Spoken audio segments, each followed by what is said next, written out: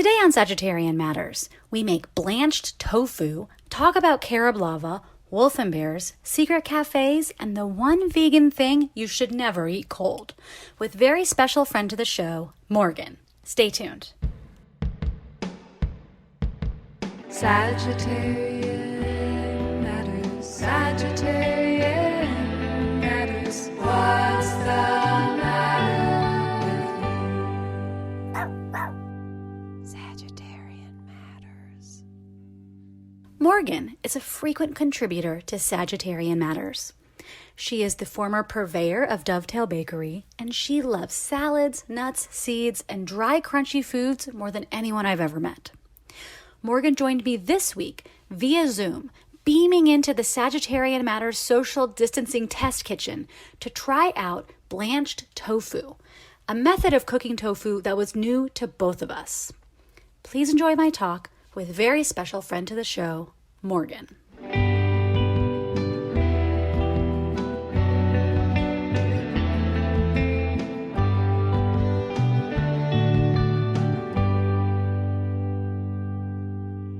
Hello, Sagittarian Matters. On a recent episode, friend of the show Morgan and Nicole talked about that they don't press their tofu anymore. And like you, I stopped pressing a long, long time ago. I just don't think the juice is worth the squeeze. But I recently saw a recipe that calls for blanching tofu in salted water, so I thought I would give it a whirl. And I gotta say, I think it makes a huge difference. The texture inside feels a little bit more like silken tofu, and it cooks on the outside a little bit more evenly and crispy. Can you give this a try? Am I fooling myself? Thanks so much, Blanching in Brooklyn. Morgan, Nicole. welcome back. We must address this question that Blanching in Brooklyn sent us. Now, Hear ye. we are the court of tofu. We're a longtime vegan, longtime tofu eater, longtime vegetarian crowd. It's true, we've both stopped pressing our tofu. Mm-hmm. But blanching's not new. Blanching's old, but it's new to me. New to me, too. Thank you, Blanching in Brooklyn. Morgan, you tried this. Tell me all about it. Wow. Okay. So I did it. I just searched the internet. Blanched tofu. It seems to be the consensus is mostly you do some salted water, boil, drop your tofu cubes in there for maybe like 15 seconds. I went up to a minute because there seemed to be some time variance. And then you just drain them. I did not rinse. Okay, and I guess you could also soak in cold water, cold salted water for 15 minutes, but it's 100 degrees and I just wanted to get this going. Okay, so blanch is done. I do my standard preparation in the spirit of science, and I did some with no seasoning. These are no seasoning. How do you feel about this color? Woo! And then I did some with my standard go-to soy sauce and garlic powder. For the sake of science. Blanching in Brooklyn. Okay. How much salt did you add to your water, Morgan? A healthy pinch. It was unscientific. Okay. Maybe 1 to 2 teaspoons. Okay. So I want to know everything about this. Morgan popped one into her mouth. She's chewing. Wow. Her face has lit up. I can see the gears moving over her head. I see different light bulbs going. What's going on? Well, let me put my powdered wig on because the court is in and it is delicious. I was like, okay, so apparently it's supposed to maybe make it a little chewier. Blanching in Brooklyn, B&B, said a little softer, more like silken tofu on the inside. And also it's supposed to maybe remove some of the beany kind of, flavor. And maybe this is because I've been eating tofu for many years and I feel fondly about it. But when it was doing the steam, my hot steam facial of tofu smell, I was like, this smells so good. It smells like every pudding I've ever made. And I don't know, it felt like really cozy and really warming. So I didn't think that was bad. I thought it was really nice. And then when I was cooking it, it really started to brown and I took video because it sounded different. It had a different sizzle. What did it sound like? I don't know, more sizzly or something like that. I'll send it to you. No copyright. You can use it as you will. Thank you. So, okay, so all the little cubes, I thought they would maybe fall apart in the boiling water and they didn't. And then you put them in the pan and they kind of firm up, and each little cube has almost like a sharp corner of crispness on it. I mean, the geometry on this thing is like, wow. That's out of this world. I know it's hard to see. And I would agree. It stayed really, really tender on the inside. Oh, busted wide open. That is not good looking. And really crispy on the outside. And the flavor got through to the middle. It just has a slight little salt, nothing too thrilling. I would say texture-wise though, it's a real hit.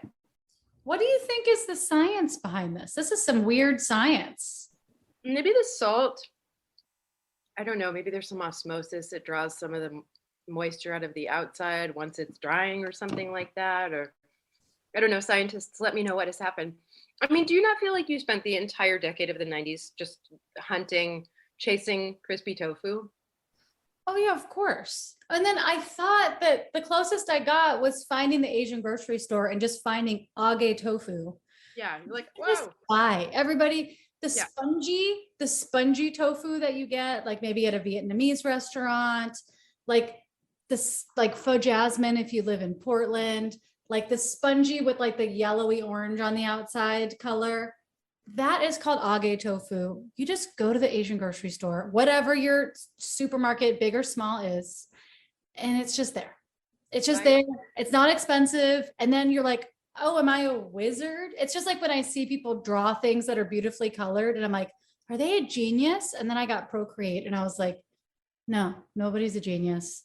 Someone has figured this out a long time ago, and all we have to do is just partake of their delicious wares. But this is like a more chilled out version of age tofu.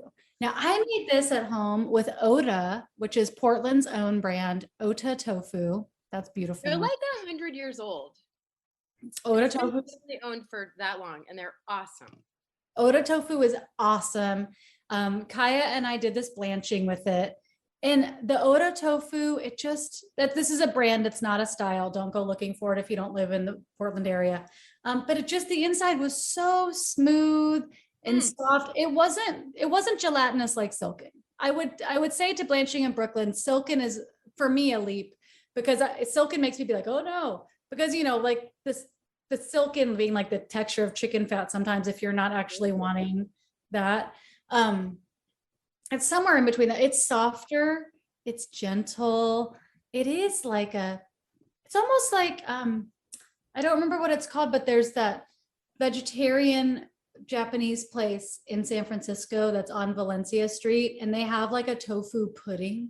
It's almost like a tofu pudding texture, and then it has the crispy outside. That's such a lovely combination. And it's just a real delight. This blanching is a game changer for me. And I thought I knew tofu. I know, me too. That's where I'm like, it's great.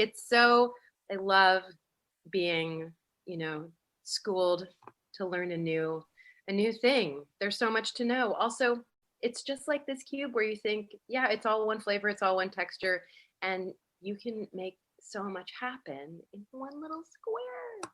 Yeah. It was worth boiling on a 100-degree day. I mean, you made hot tofu on a hot day. I said, Morgan, it is a heat wave in Portland. 85% of the restaurants are closed because nobody has AC and they don't want their employees to die. Mm-hmm. Well, you go to your house, which I think also doesn't probably have central AC, boil some water, boil some damn tofu, then get a hot frying pan, and then after you have the steam on your face, fry it up and Zoom me for the podcast. I said, you got it. And look, it was so worth it. Would do again. The air conditioner is not even running right now, the funky little window unit. It's off because that's how good this is. Wow. I'm going to blanch my tofu from now on. Can you imagine frozen, defrosted, blanched, and then fried? What? That's weird. That's weird. Try it. I'm no longer a fan. I don't even know how long I was a fan of frozen tofu. I think it was probably like 5 seconds when I was like, look, it's different, but I don't know if I love that. I don't know if I like it turning into a sponge. literally a sponge. An actual chewy dried sponge. I know. I like it. I like chewy. It feels like a challenge, you know? I think that this is what friend to the show Nate and I made our infamous sheets and sheets of tofu bacon out of for a secret cafe in the early 2000s. That was happening outside of my friend's house, which was just like sheets and sheets of frozen tofu that then we cut up and we saturated in this combination of like, I mean, we said it on the podcast before, but soy sauce, a little bit of liquid smoke, nutritional yeast, maybe some maple syrup, possibly a little bit of ketchup. I can't remember, but just saturating it in that and then frying it on both sides. And so it gets like super, like just disgusting, like bacon, super fried. And both of our houses just smelled like liquid smoke in the gnarliest. It wasn't for something that was delicious to just imagine the smell of like a tofu bacon clinging to you. Every strand of hair coated in perpetuity. You just have to wait the 7 years for it to grow out or whatever. That's what I had to do. I was, I applied for the FBI and they did a hair test to see if I identified the drug, and they saw that I just done liquid smoke. They traced it back to the scene of the secret cafe. As all trends return eventually, maybe not all, but many, I really hope the secret cafe trend returns. I'm putting it out there. Don't you? I can't say on the podcast that I've thought about having a secret cafe. Oh, but I have a chef in my midst who I have said we should have a secret cafe. Oh my God, a Sagittarian Matters secret cafe. I can't imagine anything better. The splendid Sagittarian table, but then like, who is the waitress? Because I'm a mean waitress. I don't have patience for people's shenanigans. That's too close. That's too much. People aren't going to like me anymore after they're like, my favorite podcast host just scowled at me when I got my own coffee refill. Yeah, exactly. I don't want to listen to her podcast anymore. It feels weird. So mean. It feels like we're in a fight and there's no way for us to reconcile because she's not having any more secret cafes. Everything written on the butcher paper menu was crossed out, and the only thing that was left was the like whatever oatmeal. Friend to the show Dawn used to make us our handwritten menus for our secret cafes. Yes. There you go. We're heading into 2022. Anything could happen, Morgan, I have sad news for you. Oh. Wolf and Bear's closed. I'm so sad about this. I saw this as well. I didn't even ever get to eat a last falafel. Me neither. It was like the damn last minute. They were like, our last day is tomorrow. Yeah. And also the North Portland location is already closed. So go to the Southeast location. I'm like, wait. I just want to say, if people don't live in Portland, Wolf and Bear's was a really lovely, lovely food cart. Great falafel salads, great falafel wraps, ceviche, wonderful zhug. They just were a really nice place, and they will be missed. They will be sorely missed. Wow. But you have the perspective of a business owner of a well-loved business that was sucking your life force that you were so pleased to get to be free of. And so I can only imagine you can see their side of things. Oh yeah, I support everyone that wants to do whatever they got to do to take care of themselves. But it is also nice to be appreciated, loved, and missed. And so miss them so dearly. Best loving luck on all of your, next journeys. And hopefully they'll have a secret cafe. Hey. I would love that. Can you even imagine? I feel quite grateful that friend to the show, Dan, gave me a gift certificate to Wolf and Bear's. And I had been enjoying that gift certificate in the weeks leading up to their demise. Their demise. That is a really nice gift. Yeah. A gift certificate to a local place that you love. You're doing a really nice thing for everyone. Today's episode is brought to you by Maria Turner Carney, Laura Perry, Emily Helmus, Lily Withicombe, Cancerian, Shoshana Ruth Wechter, and Joey Soloway.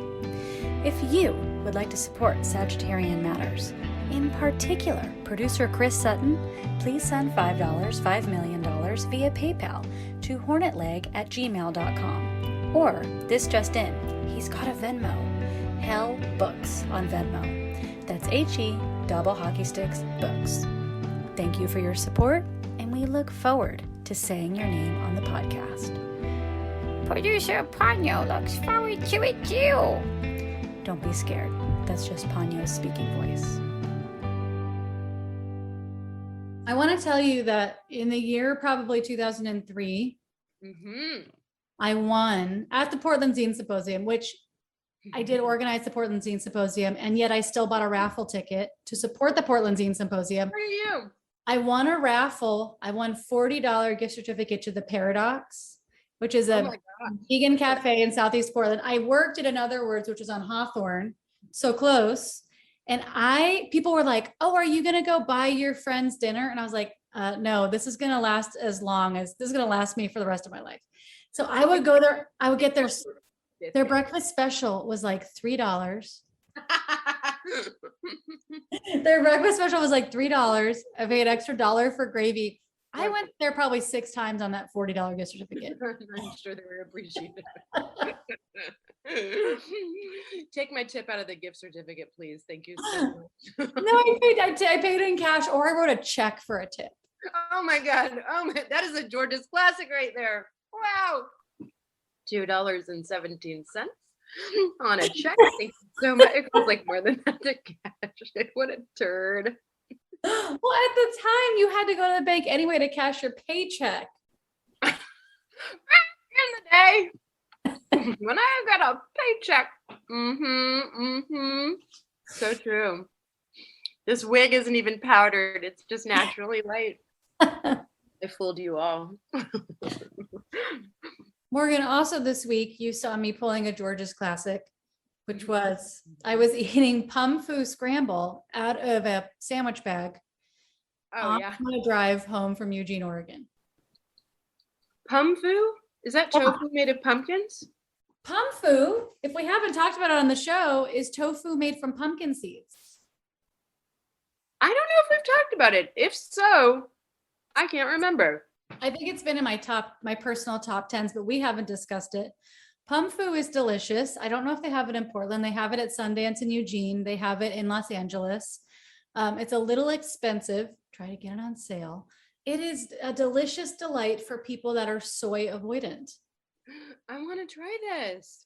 It's denser and sometimes more crumbly than regular tofu. It has its own earthy, kind of grassy, sunflower or pumpkin seed like baseline. And it's so nice for a scramble. I think it's a delight. But so, Kaya made me a PumFu scramble, and then we were leaving her parents' house, and I didn't want to steal any of their Tupperware, so I just used a sandwich bag. And then I was eating it in the car with a plastic fork out of the sandwich bag. Just put it on like a horse trough. Yeah. Does that mean that you can make tofu out of other seeds? I think it does. You can definitely make tempeh out of different beans. You have black bean tempeh, white bean tempeh, all kinds of tempeh. Local company called Squirrel and Crow. And they make like a lentil and a bean and quinoa, and we should taste that. I have some of that in my freezer right now. Oh, don't brag, Nicole. Don't brag. No, it's a brag, but if I took that out of the freezer, it'd be ready to eat in 8 to 16 hours. Just a short little 8 to 16. Wow. We have so many options. Also, we're back to seeds. We're always talking about seeds, There's just the nugget, the kernel of life right there. I can't believe you can make so many things out of them. The last thing I want to tell you about, Morgan, and I regret that I don't have the entire bottle here, is this. It's a picture that Nicole is showing me on her phone of this maybe 1982 kind of an aesthetic logo of something called Carob lava, and the L is dripping a brown drip onto an ice cream where it is then pooling and cascading down. Uncommon Carob lava, high energy, uncommon MCT brain fuel. What? Organic, non-GMO, gluten-free, high fiber, vegan, uncommon Carob lava. This is a bottle of it. It's about the size of a bottle of like apple cider vinegar, except for my friend, this was $18. What is even in it? I mean, besides so much food for your brain. Talk to me. I saw this at Sundance, which is the hippie co-op in Eugene, Oregon. Eugene, Oregon, you thought they were pretty hippie. Wait till you find Carob lava. Wow. Give me one second. Ingredients. Oh, kids love it. That's what their website I beg to differ. says. I wager otherwise. A high energy, nutrient dense dessert sauce. We spared nothing to make Carob lava super yummy, but more importantly, really good for you. Kids love it. Organic carob powder, organic MCT coconut oil, organic coconut sugar, organic inulin. What is that? Organic sunflower lecithin, cinnamon, vanilla flavor, Himalayan salt. Whatever. We can make this. We can make this. You know, I've said this about everything we've ever eaten. Okay, inulin is some kind of chicory fiber. That's maybe also sweet. I'm not sure. I see. I see. I'm looking right now. Well, here's the issue is that most carob has palm oil in it. Most carob. You know, like Kaya got some like expensive, delicious Australian made carob candy bars. None of this sounds good. Nothing about this is tempting. Palm oil fruit. I'm not willing to buy palm oil. I'm not down. Not down with it. I love Orangutan Jungle School too much. Yeah. Love those guys. Love those guys. Cheeky Valentino, I'm not going to destroy your habits for some carob, just for my love of carob. Okay. Baby Jari, I want you to be safe. Big boy Benny, you do you. Oh yeah, that guy. I need to know, how was the lava?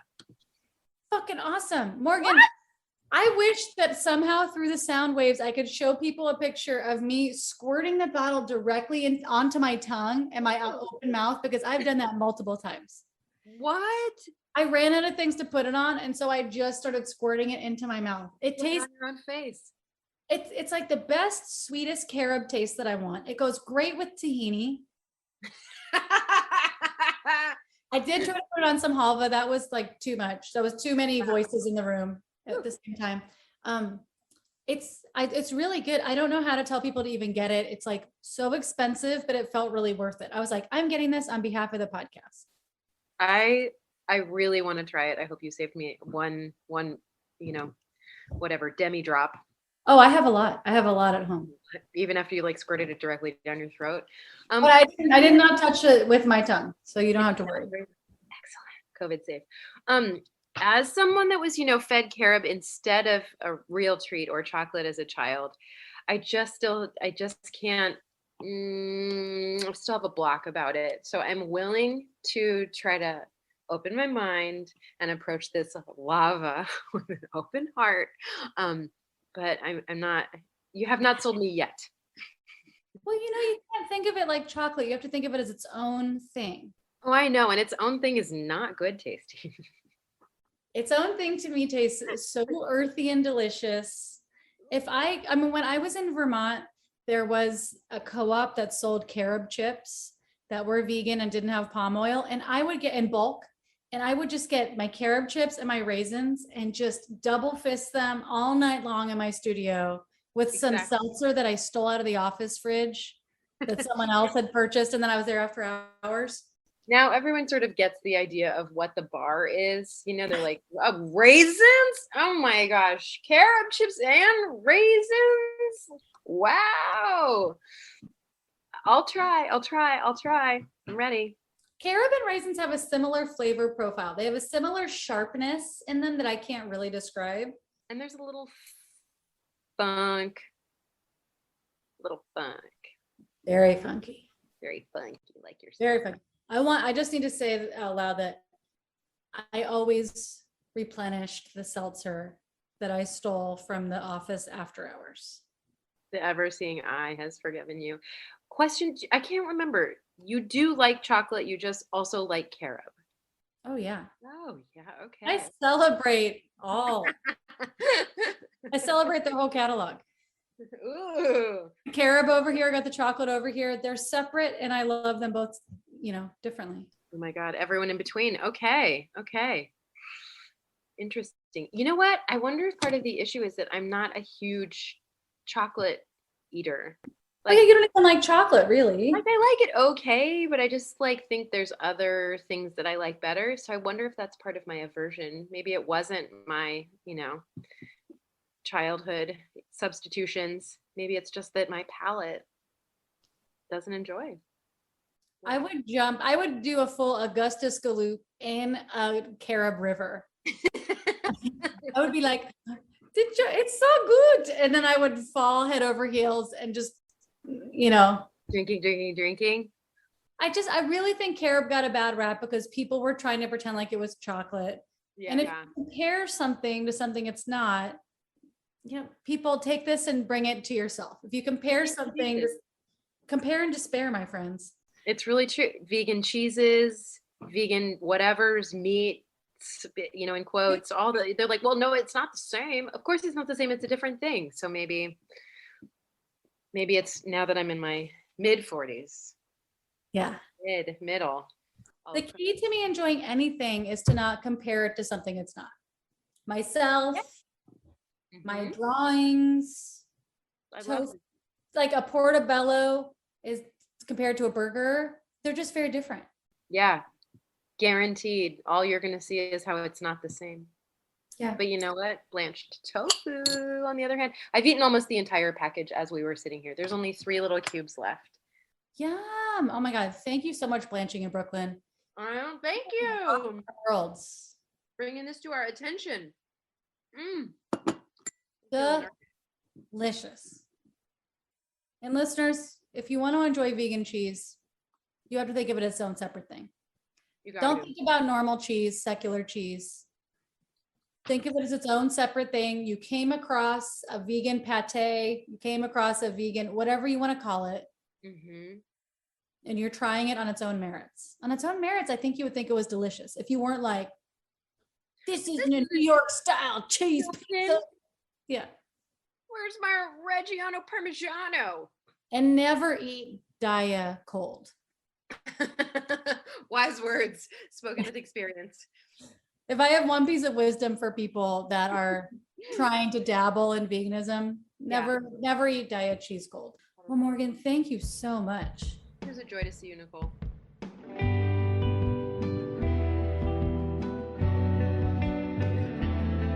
Sagittarian Matters is produced by Chris Sutton, with assistance by Panyo Georges. Our theme music is composed by Carolyn Pennypacker Riggs of the band Bouquet. Thank you for listening, and I'll see you next time.